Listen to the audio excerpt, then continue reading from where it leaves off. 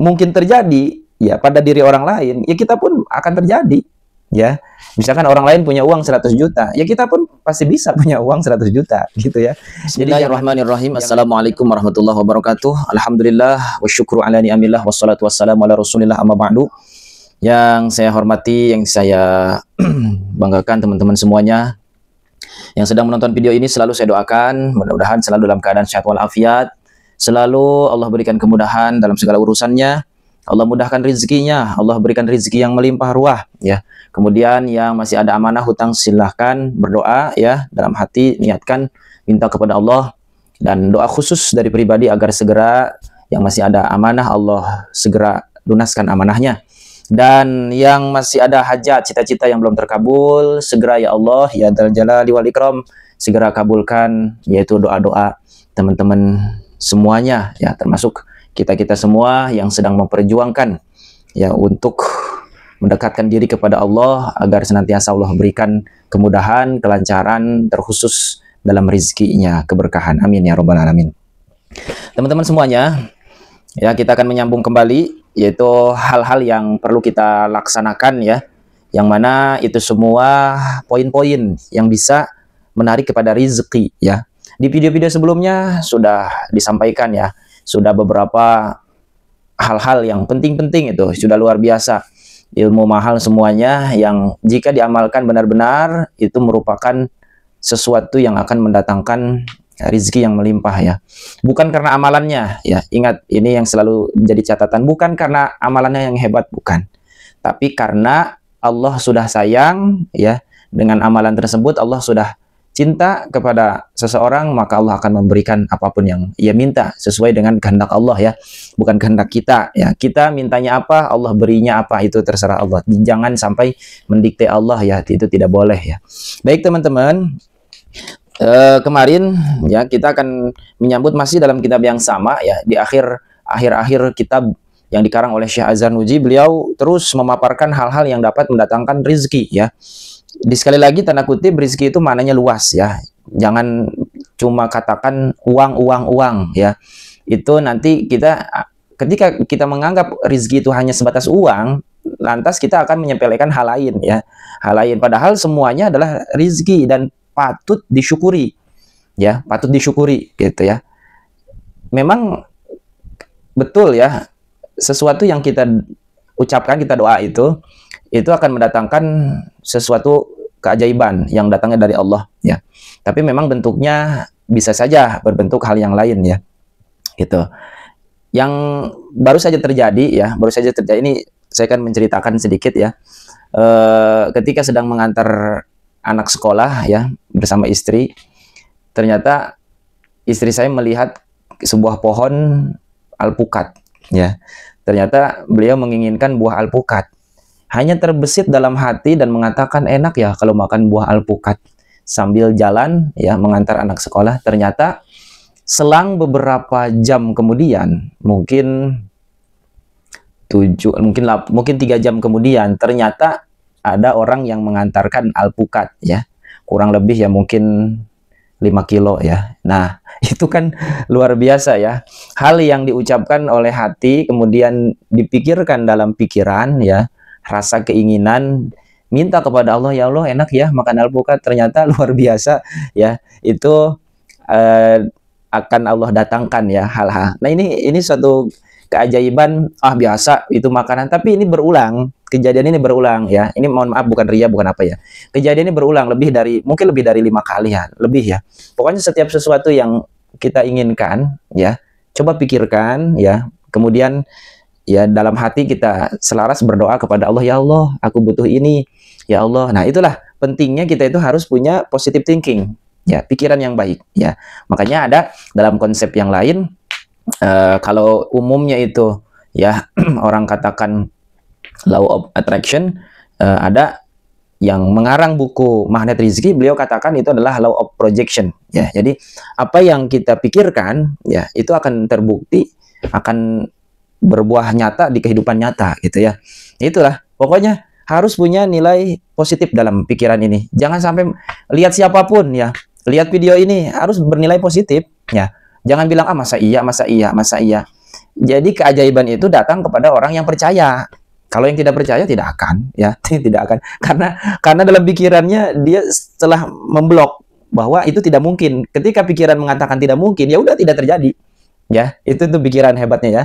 Makanya ketika menginginkan sesuatu yang mungkin terjadi ya pada diri orang lain, ya kita pun akan terjadi. Ya, misalkan orang lain punya uang 100 juta, ya kita pun pasti bisa punya uang 100 juta gitu ya. Jadi jangan katakan dari mana sih, itu urusan Allah ya. Apalagi kita punya usaha ya, punya usaha bisnis, punya usaha dagang, jualan apa ya. Mau berangkat ke Mekah untuk ibadah umroh, masa iya sih bisa, kan nggak punya uang. Ya, berapa banyak orang yang berangkat melaksanakan ibadah umroh tanpa uang ya, termasuk pribadi pun saya berangkat umroh tanpa uang sepeser pun yang dikeluarkan. Nah, itu adalah satu keajaiban ya, yang itu tidak bisa disepelekan ya.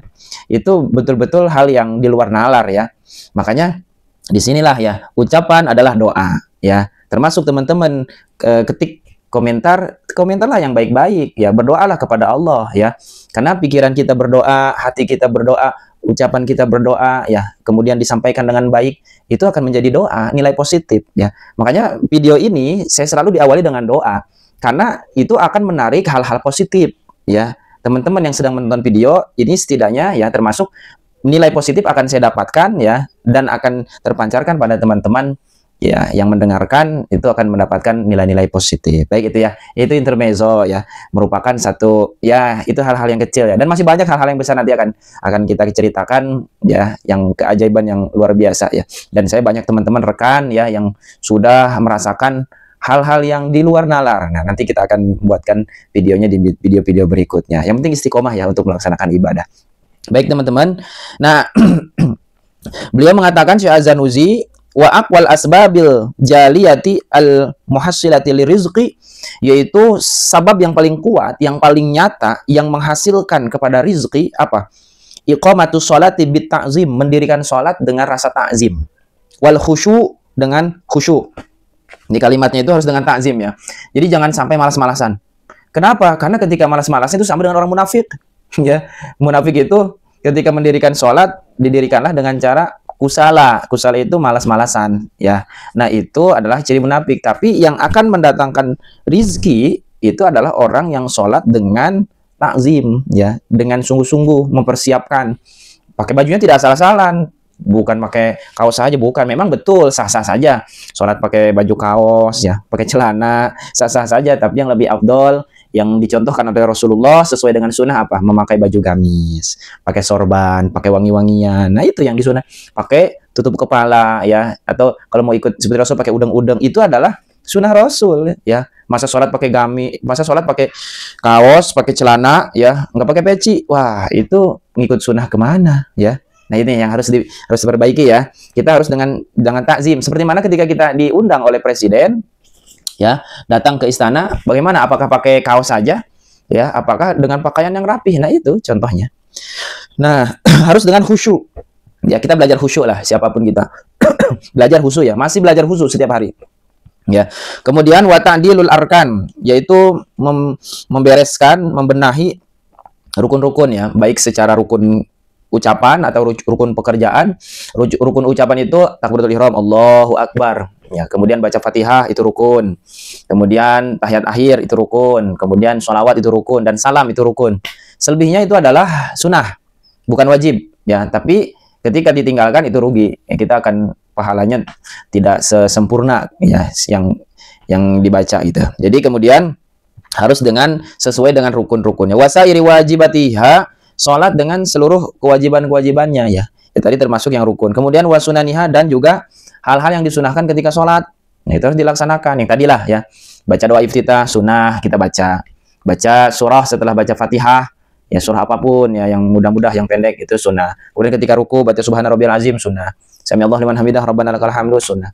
Sujud ya, baca subhana rabbiyal a'la, sunnah. Kemudian duduk antara dua sujud, rabbighfirli. Nah, itu pun sama, harus dengan khusyuk. Karena dengan doa di antara dua sujud saja itu sudah mendapatkan dunia akhirat. Ya, coba kalau kita bahas rabbighfirli, ya Allah ampunilah aku, warhamni, ya Allah rahmatilah aku, wajburni, ya Allah tutuplah aib-aibku, warfa'ni, ya Allah angkatlah derajatku ya. Yang ingin diangkat derajatnya, jabatannya ingin naik ya, itu warfa'ni. Warzuqni, ya Allah, aku ingin diberikan rizki yang halal darimu, ya Allah.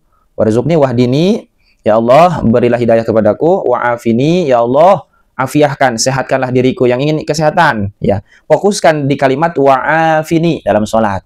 Yang ingin rizki melimpah, fokuskan dalam kalimat warzuqni. Yang ingin pangkatnya diangkat, fokuskan pada kalimat warfa'ni. Wa'afini wa'fu'ani, dan maafkanlah kesalahanku. Itu sebenarnya doa duduk antara dua sujud itu sudah mencakup dunia akhirat. Siapapun yang memfokuskan dalam doa di 8 doa tersebut, ya, 8 doa, ingat, hitung coba. Rabbighfirli warhamni wajburni warfa'ni warzuqni wahdini wa'afini wa'fu'ani, ada 8. Fokuskan doa ketika sedang sholat, ya, itu luar biasa, akan mendatangkan rizki yang melimpah. Karena kata ulama, ya, sebab datangnya rizki yang sangat kuat itu yaitu mendirikan sholat dengan takzim, ya, dengan khusyuk, fokus apa yang kita baca kita hayati, ya, itu ya. Nah, makanya timbul pertanyaan, saya sudah sholat seperti ini setiap hari, kok belum ada doa saya belum dikabul. Nah, barangkali sholatnya belum sesuai dengan apa yang diharapkan. Nah, maka kita belajar ya, kita sama-sama belajar. Kita tanya kepada para ulama, kita baca, kita tanyakan bagaimana sih, nah, gitu. Kemudian adab-adabnya yang tadi disebutkan, ya, salah satunya pakaiannya harus dengan yang rapi, gitu. Nah, itu sholat menarik kepada datangnya rizki. Salat yang seperti apa? Salat yang didasari dengan takzim, khusyuk, membenahi semua rukunnya, wajibnya, sunahnya, ya, dan berbagai macam etika dan adabnya. Maka ketika kita telah salat, ya, kemudian berdoa kepada Allah, ya, yang seperti video sebelumnya saya katakan bahwa doa itu akan cepat diijabah setelah kita melaksanakan salat 5 waktu. Ya Allah, berikanlah aku rizki yang melimpah, ya Allah, untuk melunasi hutangnya, amanahnya sekian. Nah, itu fokuskan. Jangan lupa syarat dalam berdoa harus banyak istighfar karena banyak dosa. Yang kedua harus banyak memuji Allah, alhamdulillah, alhamdulillah. Yang ketiga harus banyak sholawat kepada Rasulullah. 3, jangan lantas berdoa, tapi harus 3 ini ya yang harus dibawa. Ya, baik, itu saja teman-teman. Ya, di akhir video selalu saya katakan, ya, yang sedang dalam keadaan tidak baik-baik saja, segera Allah berikan kemudahan, kelancaran dalam segala urusannya. Baik, itu saja. Terima kasih. Wassalamualaikum warahmatullahi wabarakatuh.